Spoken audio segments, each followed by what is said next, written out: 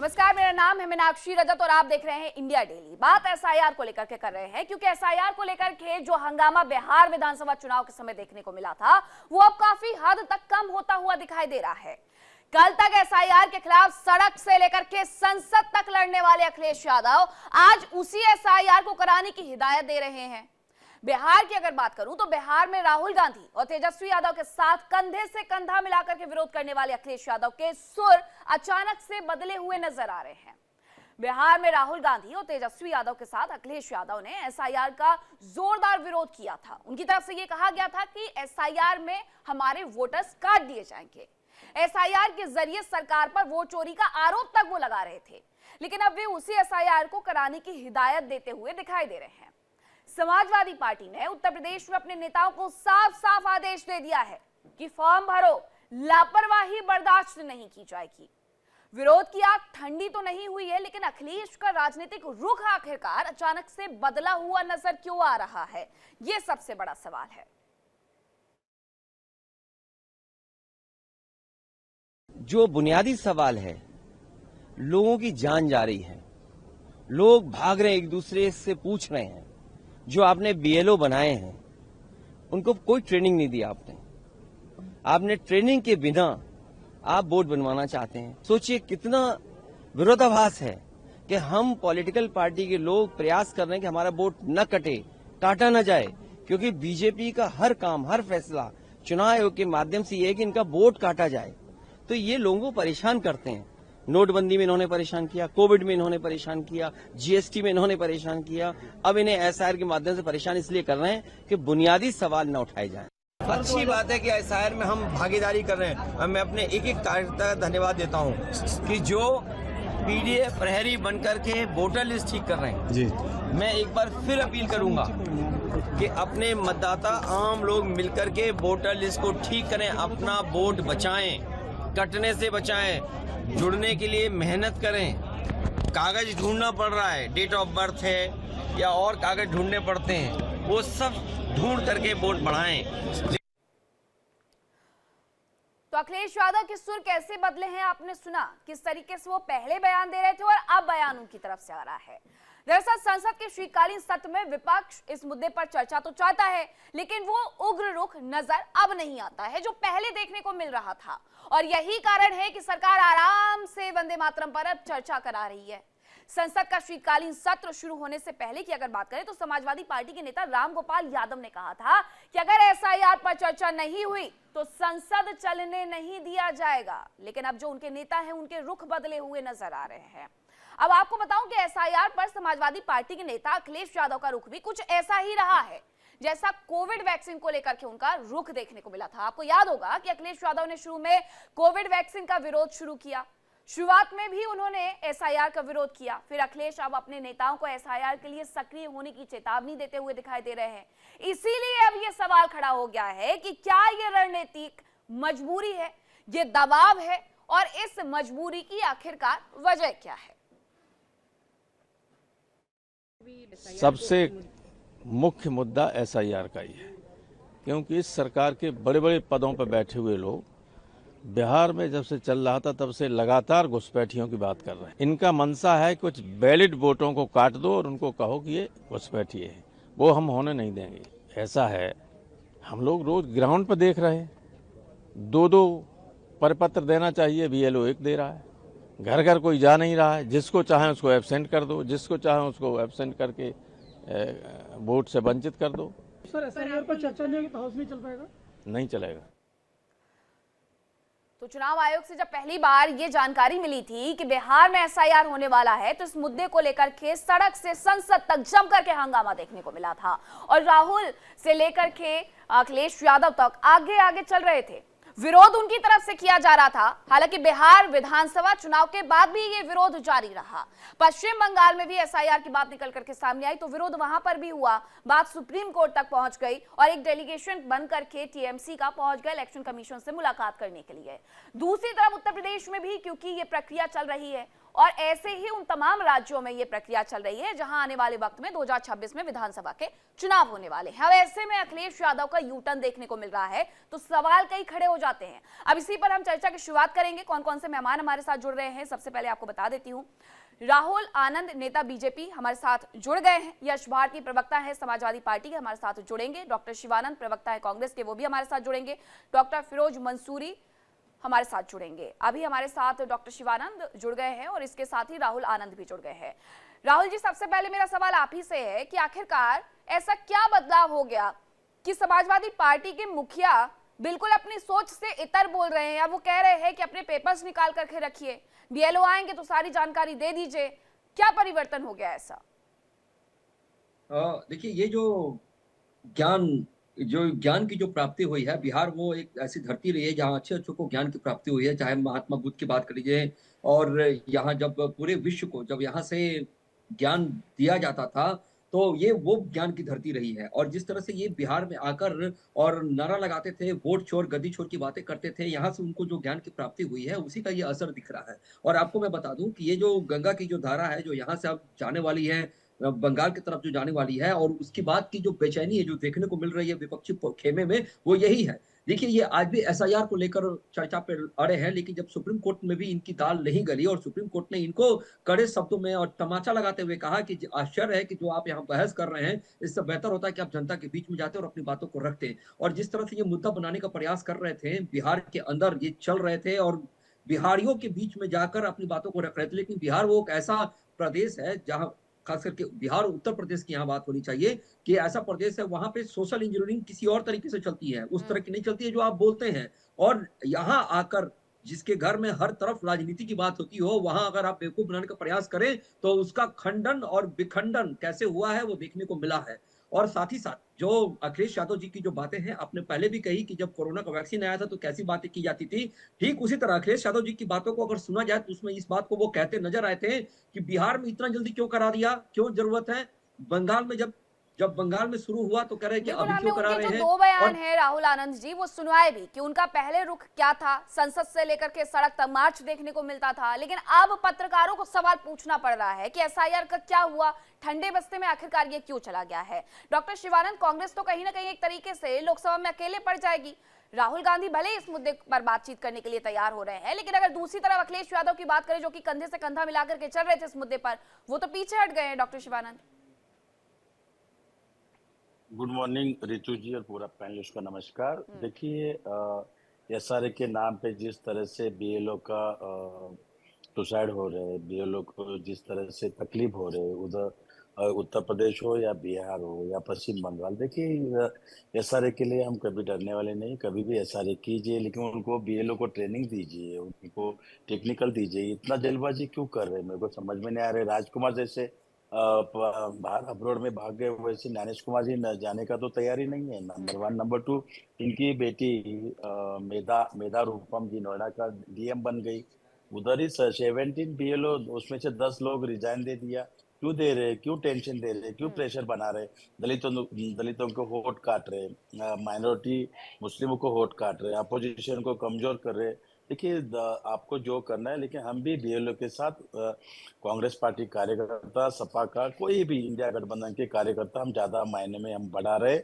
अभी देखिए, महाराष्ट्र में कल चुनाव हुआ, चुनाव में वोट चोर इतने मायने में हुआ, डुप्लीकेट वोट होते वोटिंग करते हुए आपस में जुड़ गए। देवेंद्र फडणवीस जी बीजेपी का डुप्लीकेट वोट डाल रहे थे, उधर अजित पवार डॉक्टर के लोग शिवानंद जी, जब पकड़े गए आप और ये मारे इतनी गए। सारी तमाम बातचीत करते हैं और आप खुद भी बताते हैं कि आप वकील हैं, तो यही बात तो चुनाव आयोग कहता है कि आप जितने आरोप लगाते हैं एक हलफनामा दाखिल कर दीजिए, तो फिर उसमें क्यों देरी हो रही है? देखिए ऋतु जी, जब जी।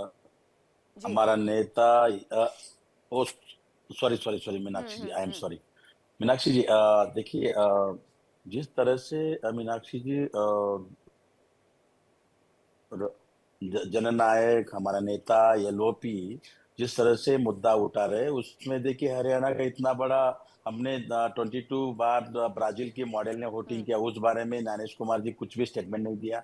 आप हलफनामा की बात कर रहे हैं, हमारा नेता एलओपी जननायक अपोजिशन लीडर बने तभी ऑलरेडी हलफनामा दिया ही है।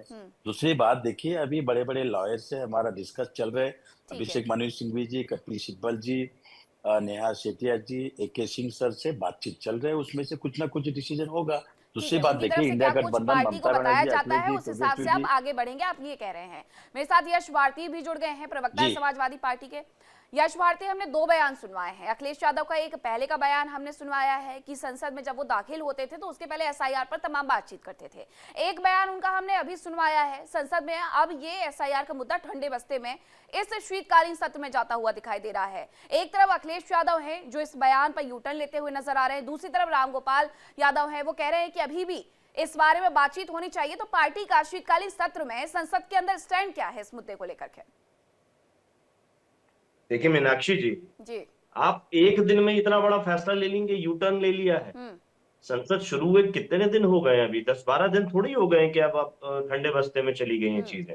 SIR अभी चल रही है, 7 दिन बढ़ाया ना चुनाव आयोग ने। ठीक है, हम तो और हम 3 महीने का समय मांग रहे हैं और चीजें ठीक हो। मीनाक्षी जी देखिए, आपका भी वोट डालने का उतना ही अधिकार है जितना मेरा है, जितना हमारा आपका अधिकार है उतना ही हर आम आदमी का है।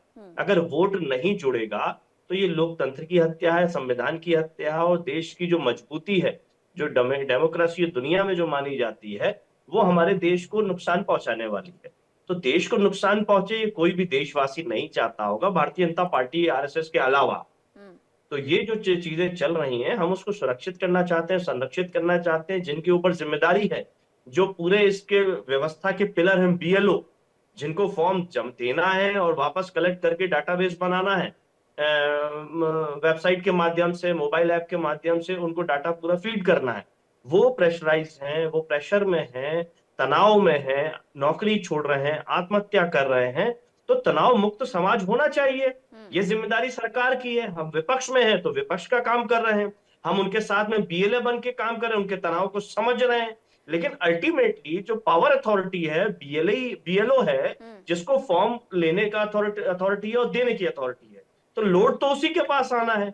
हम सहयोगी कितने भी बन जाएं, अगर समय अवधि नहीं बढ़ाई जाएगी तो लोड उसकी, क्योंकि वेबसाइट नहीं चल रही। तो सबसे बड़ी समस्या हम ये माने कि अखिलेश यादव की तरफ से जो बयान दिया हो गया है, उसे इतर जो पार्टी का स्टैंड है वो अभी भी SIR के मुद्दे पर वही रहेगा जो पिछले सत्र में रहा?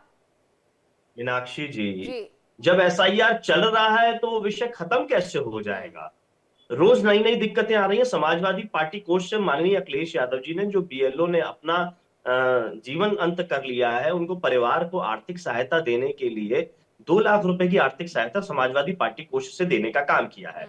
और वहीं सरकार से मांग की है कि जिन BLO की जान गई है उनको 1 करोड़ रुपए दें और उनके परिवार में से किसी एक को सरकारी नौकरी दें, क्योंकि सरकारी काम में ये सारी चीजें हुई हैं। तनाव है और हम आगे नहीं चाहते कि किसी भी BLO के परिवार को कष्ट हो, BLO को कष्ट हो, किसी को नौकरी छोड़नी पड़े। तनाव मुक्त एक व्यवस्था बना करके दें, समय अवधि बढ़ा दें। इतनी हौच पौच क्यों है ना? अभी यूपी में चुनाव है, 12 स्टेट जहां पर है उसमें कहीं पे भी बहुत ज्यादा चुनाव नहीं है अभी उस तरीके का। तो हौच पौच में काम करने की जल्दीबाजी क्या है? शादी विवाह का समय चल रहा है, मुझे खुद शादी में जाना है, आपको भी किसी शादी में जाना होगा। तो अगर कागज नहीं मिल रहे हैं, वेबसाइट नहीं चल रही है, तो तनाव कौन रहेगा? ठीक है यश भारती जी, मैं आपके पास आती हूँ।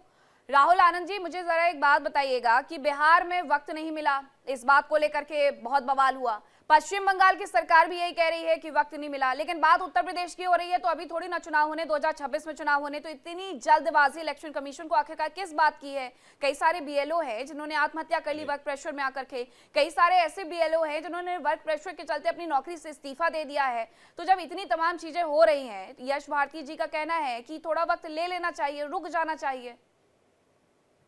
मीनाक्षी जी देखिए, जब भी आप किसी लक्ष्य को प्राप्त करने का जब आप संकल्प लेते हैं तो उसकी प्राप्ति में मुझे लगता है कि ये जो बहानेबाजी जो है वो केवल विपक्षी कर रहा है। बिहार के भी संदर्भ में अगर आप बात करें तो बिहार तो एक रोल मॉडल पेश कर रखा है, और बिहार में भी धान काटने का समय था और ये सारे लोग हल्ला कर रहे थे उस समय भी कि किसान नहीं मिल रहे हैं, बाढ़ आया हुआ है बिहार के अंदर, बाढ़ आया हुआ है बिहार के अंदर, यहाँ तक कि ये लोग हल्ला कर रहे थे। लेकिन उसके बाद भी क्या हुआ? फिर भी काम को तय समय के अंदर पूरा किया गया। आपको कोई एक भी विरोधाभास की आवाज कहीं से मिला क्या? कहीं से नहीं मिला होगा। यहाँ तक कि 65 लाख नाम कटे, 65 लोग नहीं आए सामने ये कहने के लिए कि मेरा नाम कटा है, हम उस जगह पे नहीं है, हमें काट दिया गया है। 65 लोग नहीं आए, और यहाँ तक कि जब सुप्रीम कोर्ट ने कहा कि आप 10 ऐसे उदाहरण लेकर आइए, हम एसआईआर को रुकवा देंगे, तो ये विपक्ष सवाल पूछ लूं इनसे। बिल्कुल मैं आती हूँ आपके पास, आप जवाब ये जो कह रहे हैं कि एक आदमी नहीं आया, एक मिनट, योगेंद्र यादव जी ने 15 ऐसे लोगों को कोर्ट में, सुप्रीम कोर्ट में जवाब प्रस्तुत उन्हें कर पूरा कर दिया। लेने दीजिए, मैं आपके पास आऊंगी क्योंकि वक्त की पाबंदी होती है, उसके बाद आप दोनों की बातें क्लैश होंगी, समझ में नहीं आएंगी।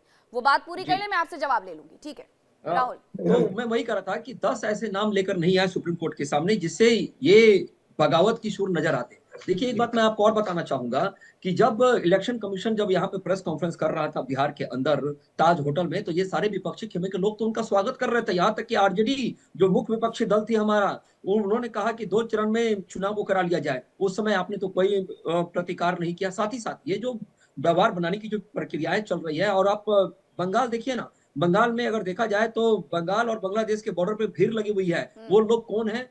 वो लोग कौन है? क्या उसकी जवाबदेही तय नहीं होनी चाहिए? वो स्वयं इस बात को कह रहे हैं कि हमें तो यहाँ पे वोटर बनाया गया था, हम आके यहाँ वोट देते थे और प्रभावित करते थे और चले जाते थे। तो ऐसे तमाम चीजें हैं। देखिए इनको चाहिए कि ग्राउंड वर्क पे काम करना, जो ये नहीं करते हैं। इनको चाहिए कि जनता के बीच में अपनी उपस्थिति दर्ज करना, जो ये नहीं करते हैं, क्योंकि इनकी जो राजनीति की जो मेन भूमिका है वो जिस समीकरण पर आधारित है उसके आधार पे ये बैठे। लेकिन यश भारती जी आपकी बात का जवाब दे रहे थे, उसके साथ मेरा यश भारती जी से आपसे एक सवाल भी है, उसके बाद मैं आती हूँ डॉक्टर शिवानंद आपके पास। यश भारती जी, मेरा सवाल ये है कि अब अखिलेश यादव का जो नया बयान आया है उसमें वो ये कहते हुए नजर आ रहे हैं कि ये वक्त बचाने का है, ये एक वोट बचाने का समय है। इसके साथ ही वो कह रहे हैं कि एसआईआर में हर कोई सहयोग करे, तो ये वक्त ज्यादा है। ये बात तो मेरे समझ से परे है। मीनाक्षी जी पहले तो राहुल आनंद जी जो भाजपा के नेता हैं उनकी मैं बात कह दूं, उनको शुभकामनाएं। बीजेपी उनको प्रवक्ता बनाए, क्योंकि प्रवक्ताओं की बहुत कमी है। दुनिया की सबसे बड़ी पार्टी है, लेकिन पता नहीं क्यों हमारे पैनल में हमेशा नेता बैठते हैं, प्रवक्ता नहीं बैठ पाते। ठीक है, तो इसीलिए मैंने उनको शुभकामनाएं दी। वो जो ये कह रहे हैं कि एक भी आदमी कोर्ट में नहीं, 15 ऐसे जिंदा लोग योगेंद्र यादव जी ने सुप्रीम कोर्ट में प्रस्तुत किए जो जिंदा हैं, लेकिन मतदाता सूची में उन्हें मृत बता दिया गया। कोर्ट रूम के अंदर 3 लोग थे, लेकिन 2 लोगों की गवाही न्यायाधीश महोदय ने ली।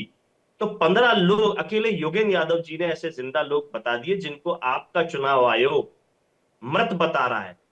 तो ऐसे कितने लोग होंगे जो खामोश होंगे और जिनको अभी ढूंढने की आवश्यकता है, और ढूंढेंगे उनको और अभी भी बता रहे हैं वोट लेकिन कटना नहीं चाहिए। आपकी दिलचस्पी इसमें होनी चाहिए कि किसी का वोट ना कटे। विपक्ष को कोसने से बेहतर है कि आप इस एसआईआर में जो वेबसाइट नहीं चल रही है उस वेबसाइट को सुचारू रूप से चलवाएं। बीएलओ का जो तनाव है वो तनाव मुक्त हो। जो आत्महत्या कर रहे हैं उनके परिवारों के बीच में जाइए, शर्माइए मत, घबराइए मत। कोई मारपीट नहीं कर सकता आपके साथ में, क्योंकि बुलडोजर आपके साथ में है।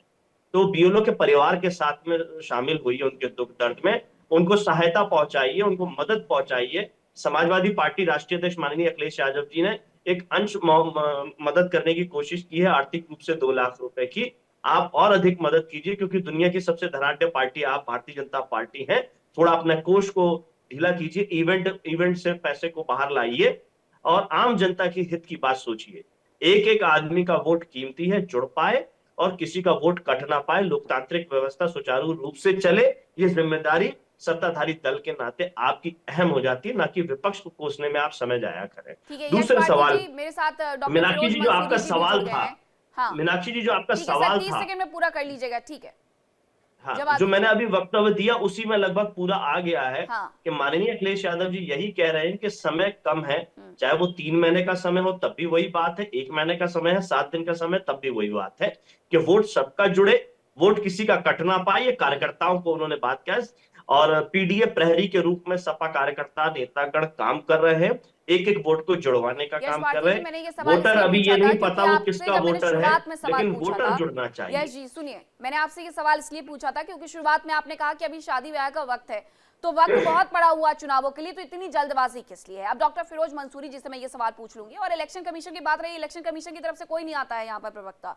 अब इलेक्शन कमीशन तमिलनाडु में सही हो जाएगा, कर्नाटक में सही हो जाएगा। सर मैं इसी बात का जवाब दे रही हूँ यश भारती जी। सुनिए, आपको भरोसा नहीं है, आपको भरोसा नहीं है देश की व्यवस्था पर, ठीक है कोई बात नहीं, बट मैं ये पूछना चाहती हूँ कि अगर बात पश्चिम बंगाल की करूं, हिमाचल प्रदेश की करूं, कर्नाटक की करूं, तो वहां पर वो किसी का इलेक्शन कमीशन नहीं रह जाता है, फिर वो एकदम सही हो जाता है। अब डॉक्टर फिरोज मंसूरी जी, मेरा सवाल आपसे ये है, राजनीतिक विश्लेषक के तौर पर आप जुड़े हैं, तो मैं आपसे समझना चाहती हूँ कि एसआईआर कराने के लिए आखिरकार कितना वक्त चाहिए होता है? कहीं 2 महीने का वक्त होता है तो कम पड़ जाता है, कहीं 6 महीने का वक्त होता है तो ज्यादा पड़ जाता है। अब ऐसा क्या किया जाए इलेक्शन कमीशन की तरफ से कि ये वक्त पाबंदी भी रहे और उसके साथ साथ काम भी पूरा हो जाए, सभी पार्टियां एक मुद्दे पर आकर के सहमत हो जाए, तो विरोधी पार्टी की जरूरत ही क्या है फिर? तो देखिए मीनाक्षी जी, एसआईआर जो है वो क्या करना चाहिए मैं आपको क्लियर कर देता हूँ, खास करके चुनाव आयोग को लेके। ठीक है। एसआईआर 365 दिन के लिए चुनाव आयोग है, एक दिन के लिए चुनाव आयोग नहीं है। और दिक्कत क्या होता है ना कि जिस राज्य में चुनाव होने वाला होता है वहां एसआईआर की बात होती है। ये विपक्षियों को लगता है कि शायद हमारे वोट को कटवा, जबकि तय नहीं है कि किनका वोट कटेगा। और सच्चाई है कि एसआईआर क्या है? एसआईआर है एक वैध मतदाता को मतदान करने का अधिकार देना। सिंपल भाषा में समझिए तो वैध मतदाता।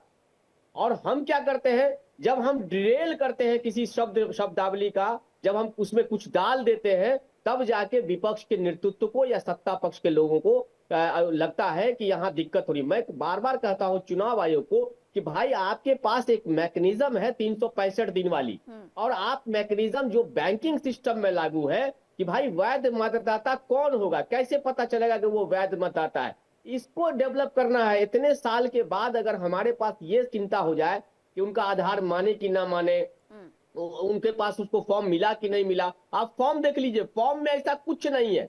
इतना सिंपल और शॉर्ट फॉर्म है कि आपसे पूछा जा रहा है कि आपका एपिक नंबर क्या, आपका आधार नंबर क्या है, आपका मोबाइल नंबर क्या है, आपके परिजन में किनका पहले से एपिक नंबर है। सिंपल है, दे देना है।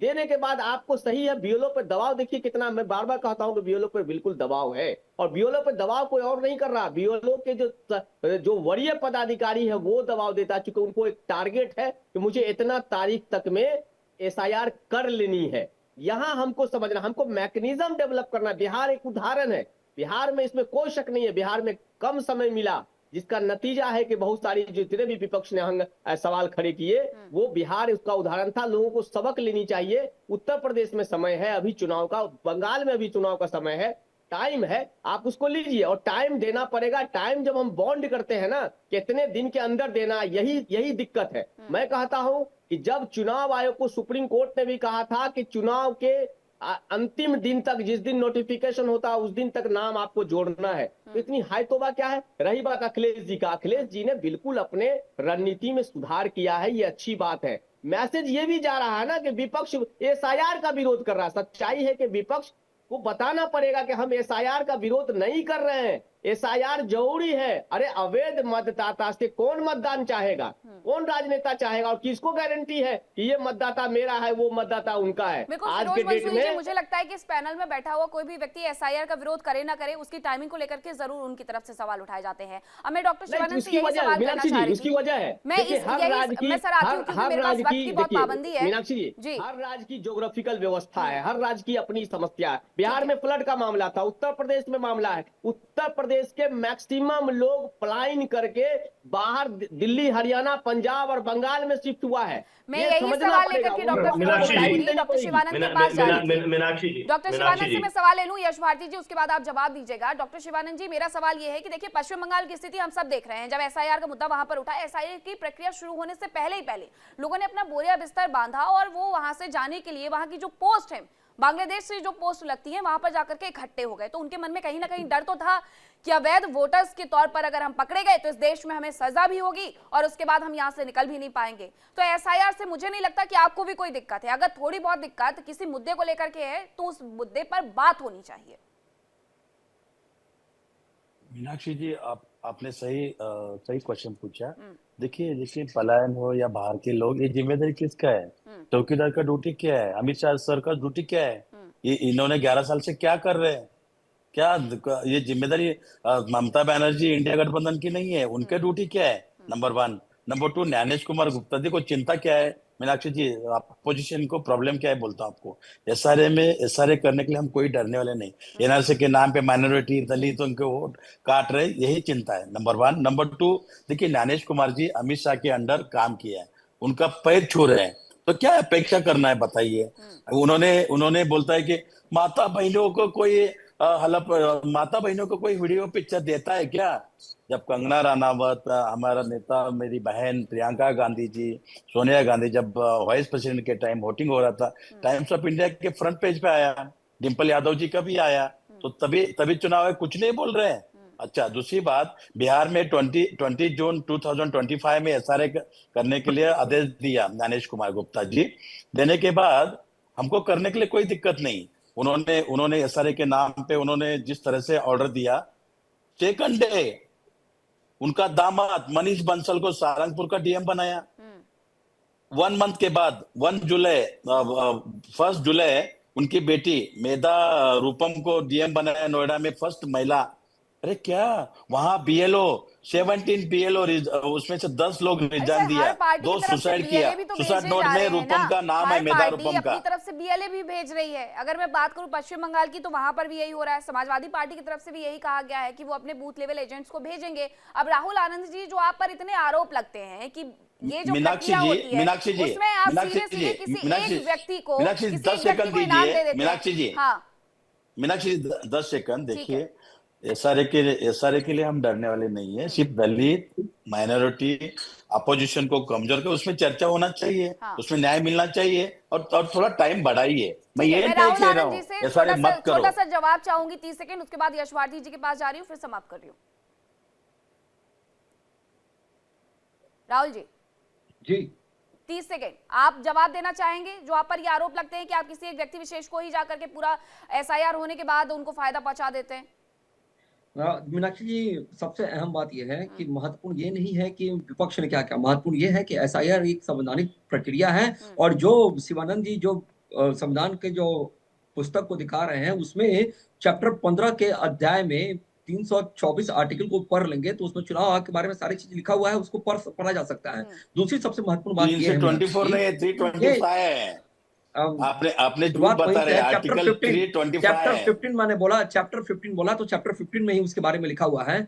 और दूसरी सबसे अहम बात ये है कि जिस तरह के ये जो आरोप लगाते हैं, इससे अच्छा होता है कि ये जनता के बीच में जाकर काम करते। देखिए पटना के अंदर यानी बिहार के अंदर 65 लाख लोगों के नाम कटे, कोई राजनीतिक दल को बहुत ज्यादा समस्या नहीं हुई, क्योंकि उनको पता था कि होना क्या है, हो क्या रहा है। हम जनता के बीच में थे और ये आपस में लड़ रहे थे। पहले 10,000 रुपए दिया हम जनता के बीच में थे, ये आपस में लड़ रहे थे। मुख्यमंत्री की कुर्सी के लिए लड़ रहे थे, उप मुख्यमंत्री की कुर्सी के लिए लड़ रहे थे। का पैसा दे दिया, गवर्नमेंट का पैसा दे दिया। ग्राउंड लेवल पर और सबको इसके लिए काम करना चाहिए। अगर किसी भी पार्टी में विरोधाभास माता बहनों को आप लोगों ने पैसा दिया। चाहूंगी वक्त की पाबंदी है। बहुत शुक्रिया आप सभी लोग मेरे साथ इस चर्चा का हिस्सा बने, इस चर्चा में जुड़े।